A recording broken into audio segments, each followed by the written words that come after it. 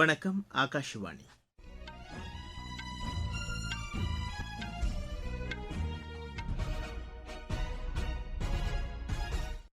செய்திகள் வாசிப்பவர் முகமது.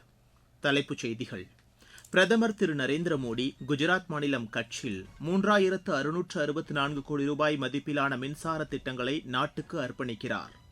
அசாம், கேரளம், புதுச்சேரி சட்டப்பேரவைத் தேர்தலில் முதியோர் மற்றும் மாற்றுத்திறனாளிகளுக்கு வீட்டுக்கு வந்து வாக்குப்பதிவு நடத்தும் முறை நடைபெற்று வருகிறது. தெற்கு லெபனானில் ஐநா பாதுகாப்பு படையினர் மீது தாக்குதல் நடத்தியதற்கு இந்தியா கடும் கண்டனம் தெரிவித்துள்ளது. வியட்நாம் தலைநகர் ஹனோயில் நடப்பாண்டில் இதுவரை 29 பேர் கோவிட்-19 நோயால் பாதிக்கப்பட்டுள்ளனர். ஆசிய கோப்பை கால்பந்து தகுதிச் சுற்று ஆட்டத்தில் இந்தியா இன்று ஹாங்காங்கை எதிர்கொள்கிறது. இனி விரிவான செய்திகள். பிரதமர் திரு நரேந்திர மோடி குஜராத் மாநிலம் கட்சில் 3664 கோடி ரூபாய் மதிப்பிலான 3 மின்சார திட்டங்களை நாட்டுக்கு அர்ப்பணிக்கிறார். மத்திய மின்சாரத்துறை அமைச்சகத்தின் சார்பில் கவுதாவில் புதுப்பிக்கத்தக்க எரிசக்தி நிலையத்தையும் அவர் தொடங்கி வைக்கிறார். 750 கோடி ரூபாய் மதிப்பீட்டில் இதார், பதோலி 4 வழிச்சாலை உள்ளிட்ட திட்டங்களும் அடிக்கல் நாட்டவுள்ளார். ரயில்வே துறையின் 850 கோடி ரூபாய் மதிப்பீட்டிலான திட்டங்களை அவர் நாட்டுக்கு அர்ப்பணிக்கிறார். குஜராத்தில் அரசு நலத்திட்டங்களின் கீழ் 38,949 வீடுகளை பயனாளிகளுக்கு பிரதமர் வழங்க உள்ளார். முன்னதாக பிரதமர் திரு நரேந்திர மோடி குஜராத் மாநிலம் கோபாவில் சம்ராட் சம்பிரதி அருங்காட்சியகத்தை திறந்து வைத்தார். சமண வரலாற்று மற்றும் சம்பிரத் சம்பிரதி வாழ்க்கை வரலாற்று குறித்து இந்த அருங்காட்சியகத்தில் இடம்பெற்றுள்ளது. மகாவீர் ஜெயந்தி இன்று கொண்டாடப்படுவதையொட்டி குடியரசுத் தலைவர், குடியரசு துணைத் தலைவர், பிரதமர் உள்ளிட்டோர் மக்களுக்கு வாழ்த்துக்களை தெரிவித்துள்ளனர். குடியரசுத் தலைவர் திருமதி திரௌபதி முர்மு வெளியிட்டுள்ள சமூக வலைதள பதிவில் பகவான் மகாவீரர் அஹிம்சை, உண்மை, சுய கட்டுப்பாடு உள்ளிட்ட கொள்கைகளை மக்களுக்கு கற்பித்ததாக கூறியுள்ளார். குடியரசு துணைத் தலைவர் திரு சி பி ராதாகிருஷ்ணன் வெளியிட்டுள்ள பதிவில் பகவான் மகாவீரர் சுய கட்டுப்பாடு, நல்லிணக்கத்திற்கு அடிப்படையான வாழ்க்கைக்கு வழிகாட்டினார் என்று தெரிவித்துள்ளார். பிரதமர் திரு நரேந்திர மோடி வெளியிட்டுள்ள சமூக வலைதள பதிவில் பகவான் மகாவீரரின் போதனைகள் உண்மை, இரக்கம், அஹிம்சை பாதைக்கு வழிவகுத்ததாக கூறியுள்ளார். மக்களவைத் தலைவர் திரு ஓம் பிர்லா வெளியிட்டுள்ள செய்தியில் பகவான் மகாவீரர் 1000 ஆண்டுகளுக்கு முன்னர் வழங்கிய போதனைகள் இப்போதும் உத்வேகம் அளிப்பதாக தெரிவித்துள்ளார். மத்திய உள்துறை அமைச்சர் திரு அமித் ஷா, தகவல் தொழில்நுட்பத்துறை இணையமைச்சர் டாக்டர் எல் முருகன் உள்ளிட்டோர் மகாவீர் ஜெயந்தியையொட்டி மக்களுக்கு வாழ்த்து தெரிவித்துள்ளனர். அசாம், கேரளம், புதுச்சேரி சட்டப்பேரவைத் தேர்தலில் முதியோர் மற்றும் மாற்றுத்திறனாளிகளுக்கு வீட்டுக்கு வந்து வாக்குப்பதிவு நடத்தும் முறை வரும் 5ஆம் தேதி வரை நடைபெறவுள்ளது.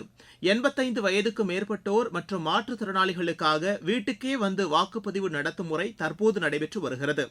2,37,000 வாக்காளர்களின் வீட்டுக்கே வந்து வாக்குப்பதிவு நடத்தும் முறையில் வாக்களிக்க தகுதி பெற்றுள்ளனர். கேரளத்தில் 85 வயதுக்கு மேற்பட்ட 1,45,521 வாக்காளர்களும் 62,240 மாற்றுத்திறனாளி வாக்காளர்களும் உள்ளதாக தேர்தல் ஆணையம் கூறியுள்ளது.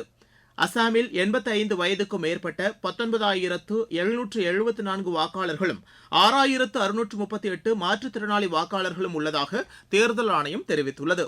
புதுச்சேரியில் 85 வயதுக்கு மேற்பட்ட 2,066 வாக்காளர்களும் 1,621 மாற்றுத்திறனாளி வாக்காளர்களும் உள்ளதாக தேர்தல் ஆணையம் கூறியுள்ளது. இந்த வாக்காளர்களுக்கு வீட்டிலிருந்தே வாக்களிப்பதற்கான அனைத்து வசதிகளையும் வழங்க தேர்தல் நடத்தும் அதிகாரி அனுமதி அளித்துள்ளதாக தெரிவிக்கப்பட்டுள்ளது. கேரளம், அசாம், புதுச்சேரி சட்டப்பேரவை தேர்தல் வரும் 9ஆம் தேதி நடைபெறுகிறது. ரிசர்வ் வங்கி மூலதன சந்தை வெளிப்பாட்டுக்கான புதிய சட்டங்களை வரும் ஜூலை 1 முதல் நடைமுறைப்படுத்தும் என்று அறிவித்துள்ளது. முன்னதாக இந்த புதிய நடைமுறைகள் நாளை முதல் அமலுக்கு வரும் என்று அறிவித்திருந்தது. வங்கிகள், தொழில் நிறுவனங்கள், மூலதன சந்தை நிர்வாகிகளின் வேண்டுகோளை ஏற்று ரிசர்வ் வங்கி இந்த முடிவை எடுத்துள்ளது. புதிய நெறிமுறைகள் மூலம் இந்திய நிறுவனங்களுக்கு வங்கிகள் எளிதாக கடனுதவி வழங்க வழிவகை செய்யும். சர்வதேச திரைப்பட விழா இன்றுடன் நிறைவடைகிறது. டெல்லியில் நடைபெற்று வரும் இந்த திரைப்பட விழாவில் லாலோ கிருஷ்ண சதா சகாயத்தே திரைப்படத்துடன் இந்த விழா நிறைவு பெறுகிறது. திரைப்பட இயக்குநர்கள் இம்தியாஸ் அலி, ராகேஷ் ஓம்பிரகாஷ் மெஹ்ரா திரைப்படங்களும் இன்று திரையிடப்படுகிறது. டெல்லியின் சகேத், வசந்த் குஞ்ச், பட்டேல் நகர், பிதாம்புரா உள்ளிட்ட இடங்களில் பல்வேறு திரைப்படங்கள் திரையிடப்படும் என்றும் அறிவிக்கப்பட்டுள்ளது. இந்திய கடற்படையிடம் 3 அதிநவீன படைக்கப்பல்கள் ஒப்படைக்கப்பட்டன. கார்டன் ரீச் கப்பல் கட்டும் நிறுவனம் துனாகிரி, சன்ஷோதாக், அக்ரே படைக்கப்பல்களை இந்திய கடற்படை ரியர் அட்மிரல் கௌதம் மர்ஹாவிடம் ஒப்படைத்தது. துனாகிரி படைக்கப்பல் ஏவுகணை மூலம் எதிர் இலக்குகளை தாக்கும் திறன் கொண்டது. சன்ஷோதாக் படைக்கப்பல் கடலோர ஆய்வுக்கு பயன்படுத்த உள்ளது.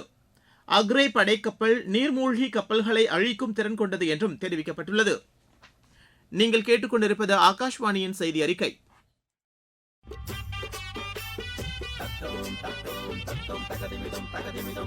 வாக்காளரே வணக்கம், நீங்க வாக்களிச்சா நாடு செழிக்கும். வாக்காளரே வணக்கம், நீங்க வாக்களிச்சா நாடு செழிக்கும். வீட்டுக்காக எத்தனையும் கியூல நின்னாலும் நாட்டுக்காக நிக்கிற கியூவே பெருமையானதுங்க. ஓட்டு கியூவே பெருமையானதுங்க. வாக்காளரே வணக்கம், நீங்க வாக்களிச்சா நாடு செழிக்கும். ஏழை எளியோரும் மாற்றுத்திறனாளி ஓட்டு போட வாராங்களே. முடியாத முதியோரும் கிராமத்து மக்களும் தான் தவறாம ஓட்டு போடுறாங்க. இது நாடு தந்த உங்க உரிமை, ஜனநாயகம் காப்பது கடமை.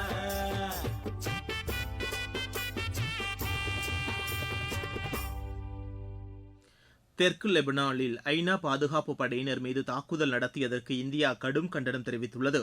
இது தொடர்பாக பேசிய ஐநாவுக்கான இந்தியாவின் நிரந்தர தூதர் பர்வதனேனி ஹரீஷ், ஐநா பாதுகாப்பு படையினரின் பாதுகாப்புக்கு முன்னுரிமை அளிக்க வேண்டும் என்று கூறினார். அமைதியை நிலைநாட்ட ஐநா பாதுகாப்பு படையினரின் பங்கு முக்கியமானது என்று இந்தியா வலியுறுத்தியுள்ளதாக அவர் சுட்டிக்காட்டினார். லெபனானில் உள்ள ஐநா முகாம் மீது நடத்தப்பட்ட ஏவுகணை தாக்குதலில் 2 ஐநா பாதுகாப்பு படையினர் உயிரிழந்தனர். உலக நாடுகளுடன் இணைந்து இந்தியாவும் இந்த தாக்குதலுக்கு கண்டனம் தெரிவித்துள்ளது. சர்வதேச சந்தையில் கச்சா எண்ணெயின் விலை உயர்ந்த போதிலும் நியூசிலாந்து அரசு விலை உயர்வை கட்டுப்படுத்த நடவடிக்கை எடுத்து வருவதாக அந்நாட்டு பிரதமர் கிறிஸ்டோபர் லக்சான் தெரிவித்துள்ளார்.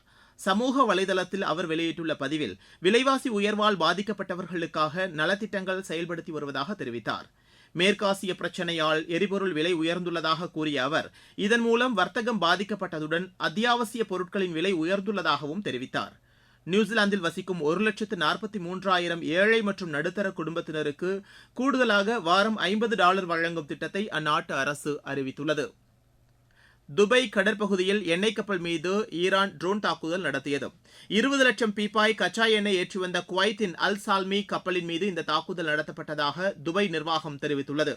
கப்பலில் பயணித்த 24 மாலுமிகளும் பாதுகாப்பாக மீட்கப்பட்டுள்ளதாகவும் எண்ணெய் கப்பலில் பரவிய தீ கட்டுக்குள் கொண்டுவரப்பட்டுள்ளதாகவும் கூறப்பட்டுள்ளது. இந்த தாக்குதல் மூலம் எண்ணெய் கசிவு ஏற்படும் அபாயம் இருப்பதாக குவைத் பெட்ரோலியம் கார்ப்பரேஷன் நிறுவனம் எச்சரித்துள்ளது. வியட்நாம் தலைநகர் ஹனோயில் நடப்பாண்டில் இதுவரை 29 பேர் கோவிட்-19 நோயால் பாதிக்கப்பட்டுள்ளனர். ஹனோய் நோய் கட்டுப்பாட்டு மையம் வெளியிட்டுள்ள அறிக்கையில் 17 பேர் கோவிட்-19 நோயால் பாதிக்கப்பட்டுள்ளதாக தெரிவித்துள்ளது. உலக சுகாதார அமைப்பு கோவிட்-19 நோய் பரவுவது தொடர்பாக கண்காணித்து வருவதாக கூறப்பட்டுள்ளது. இந்த நோயால் பதற்றமடைய வேண்டாம் என்றும் நோய் தடுப்பு நடவடிக்கைகளை பின்பற்ற வேண்டும் என்றும் வியட்நாம் சுகாதாரத்துறை அறிவுறுத்தியுள்ளது. சிகாடா என்று பெயர் சூட்டப்பட்ட கோவிட்-19 நோய் பரவி வருவதாக கண்டறியப்பட்டு அதனை தடுக்க நடவடிக்கை எடுக்கப்பட்டு வருகிறது. உலகக்கோப்பை டேபிள் டென்னிஸ் போட்டியின் 2வது ஆட்டத்தில் இந்தியாவின் மணிகா பத்ரா வெற்றி பெற்றார். மக்காவோவில் நடைபெற்று வரும் இப்போட்டியின் மகளிர் ஒற்றையர் பிரிவில் அவர் 11-7, 11-2, 14-16, 5-11, 11-6 என்ற செட் கணக்கில் அமெரிக்காவின் லிலி ஜாங்கை வென்றார். ஐபிஎல் கிரிக்கெட் போட்டியில் பஞ்சாப் இன்று குஜராத் அணியை எதிர்கொள்கிறது. நியூ சண்டிகரில் நடைபெறவுள்ள இப்போட்டி இரவு மணி 7:30க்கு தொடங்குகிறது.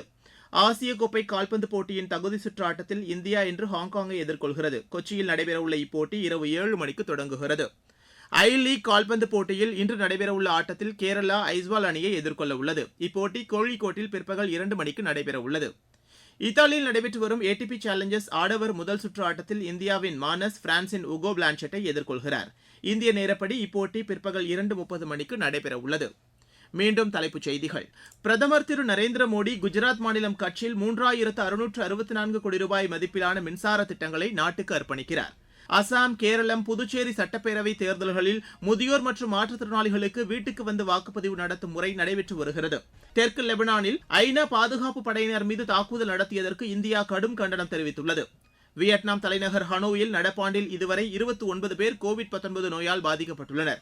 ஆசிய கோப்பை கால்பந்து தகுதிச் சுற்று ஆட்டத்தில் இந்தியா இன்று ஹாங்காங்கை எதிர்கொள்கிறது. இத்துடன் இந்த செய்தி அறிக்கை நிறைவடைகிறது.